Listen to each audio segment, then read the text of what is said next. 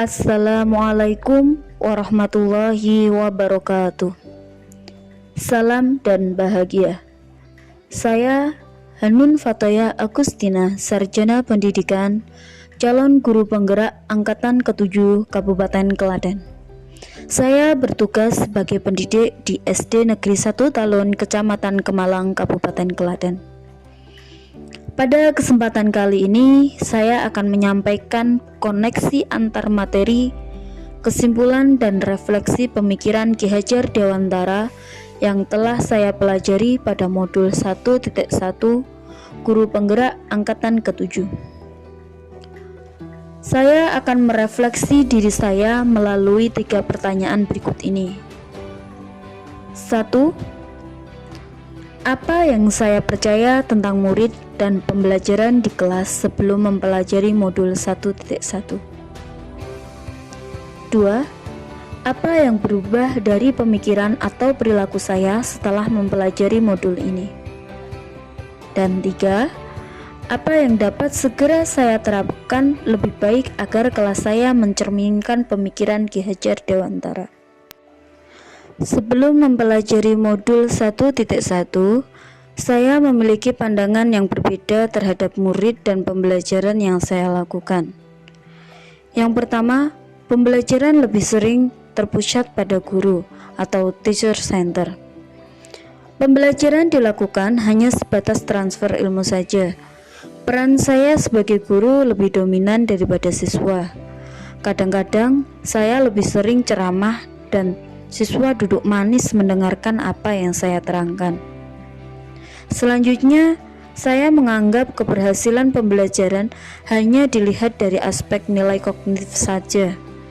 Padahal sebagai guru, kita harus memperhatikan aspek lainnya seperti afektif atau sikap, psikomotor atau keterampilan. Kadang saya juga beranggapan bahwa keberhasilan seorang murid dilihat dari perolehan nilai akhirnya. Dalam pembelajaran, saya berasumsi bahwa yang nilai akhirnya bagus atau tinggi adalah siswa yang berhasil, sehingga siswa yang nilainya masih rendah selalu merasa tersisihkan. Selain itu, seharusnya saya sebagai seorang guru tidak boleh hanya menilai hasil akhirnya saja, tetapi juga menilai proses yang telah dilakukan oleh siswa.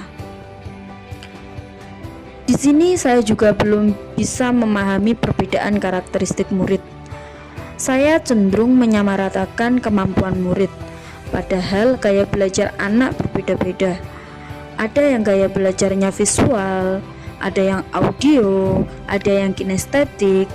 Hal itu pun berbeda-beda. Kemampuan intelektualnya pun juga berbeda-beda. Tetapi di sini saya menyamaratakan kemampuan anak untuk mencapai suatu tujuan pembelajaran tertentu. Saya juga menganggap murid sebagai kertas putih, sehingga saya membuat murid seperti apa yang saya mau, bukan menebalkan kemampuan yang sudah ada dan sudah dimiliki oleh murid. Kadangkala saya mendisiplinkan murid dengan memberikan punishment atau hukuman. Sebelumnya saya percaya bahwa untuk mendisiplinkan murid saya harus menerapkan hukuman agar mereka tidak melanggar aturan yang telah dibuat, sehingga mereka merasa jera. Padahal hal itu salah besar.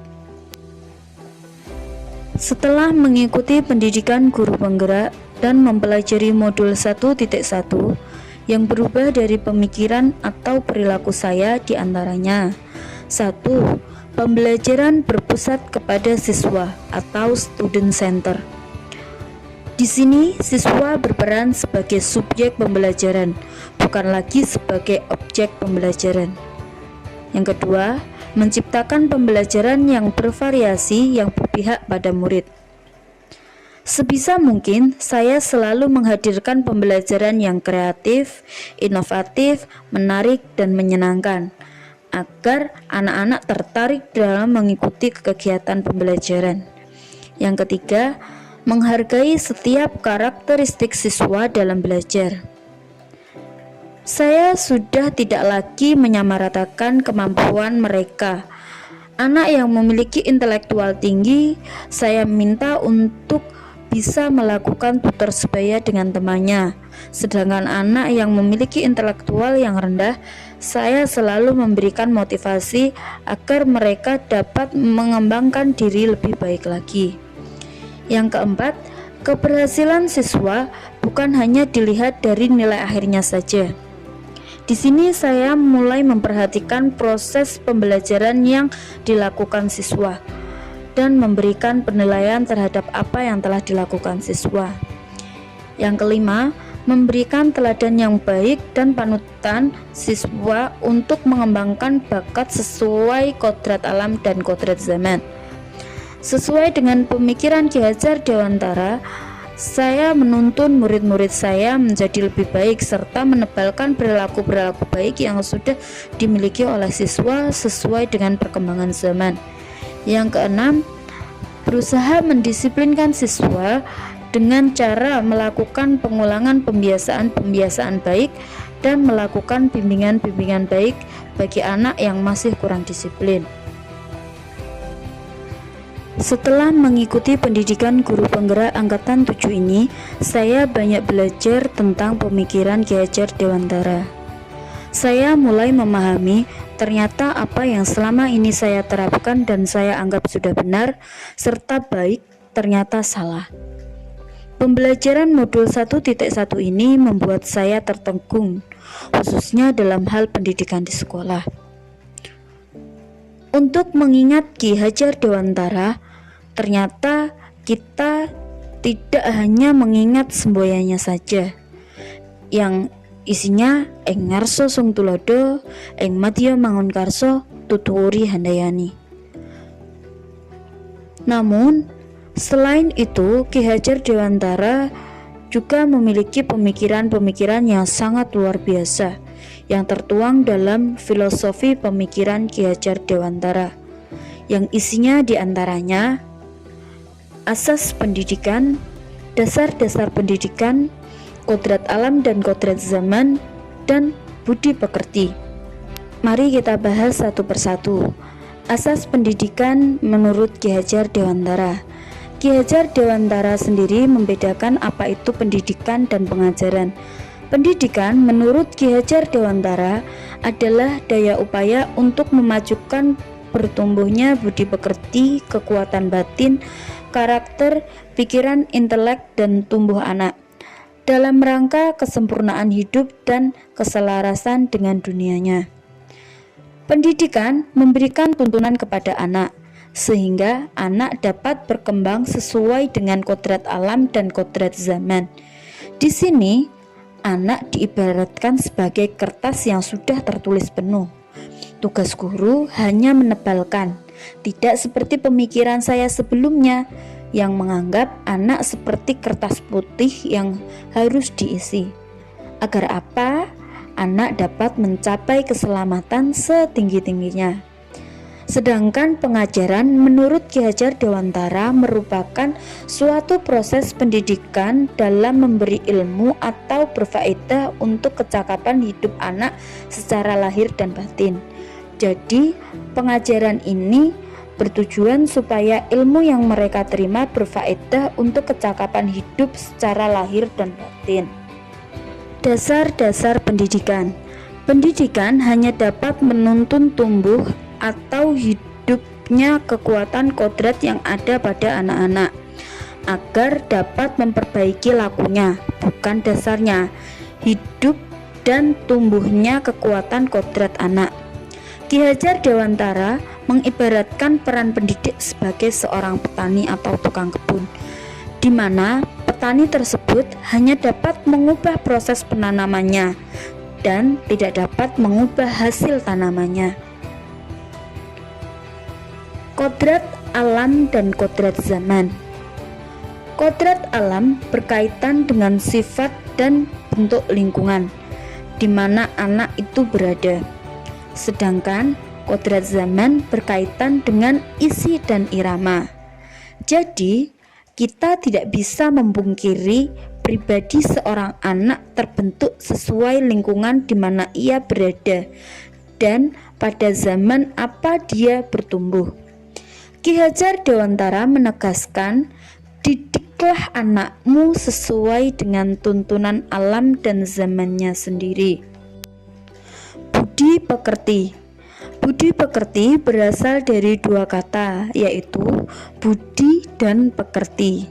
Budi berarti cipta, rasa, dan karsa, sedangkan pekerti berarti tenaga. Menurut Ki Hajar Dewantara, pengembangan budi pekerti ini sangatlah penting, di mana olah cipta untuk menajamkan pikiran, olah rasa untuk menghaluskan rasa, olah kersa untuk memperkuat kemauan, sedangkan olahraga untuk menyehatkan jasmani. Yang dapat segera saya terapkan lebih baik agar kelas saya mencerminkan pemikiran Ki Hajar Dewantara adalah: yang pertama, merancang pembelajaran yang bermakna dengan menyeimbangkan aspek kognitif, afektif, psikomotor, serta life skill yang sesuai dengan kodrat alam dan kodrat zaman. Yang kedua, menerapkan sistem Among. Di sini guru tidak hanya menuntut siswa, tetapi menuntun siswa. Yang ketiga, menerapkan pembelajaran yang menarik, yang berpusat kepada siswa. Yang keempat, melaksanakan pembelajaran yang menginternalisasi nilai-nilai karakter, budi pekerti luhur. Yang kelima, menerapkan pembelajaran berbasis kearifan lokal. Yang keenam, menerapkan merdeka belajar untuk membangun komunikasi dan kesepakatan. Yang ketujuh, menerapkan P5, proyek penguatan profil pelajar Pancasila. Yang kedelapan, melatih kecakapan abad 21 pada siswa.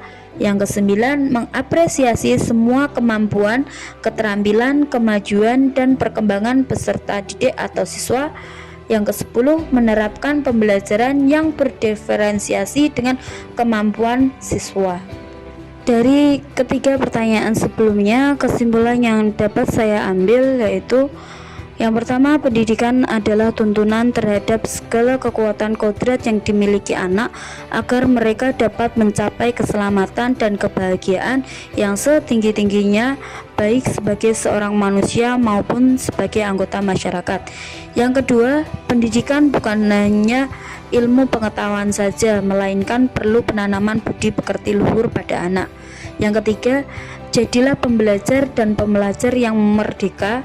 Yang keempat, pendidik sejatinya adalah pendidik yang berhamba pada murid atau berpihak kepada anak.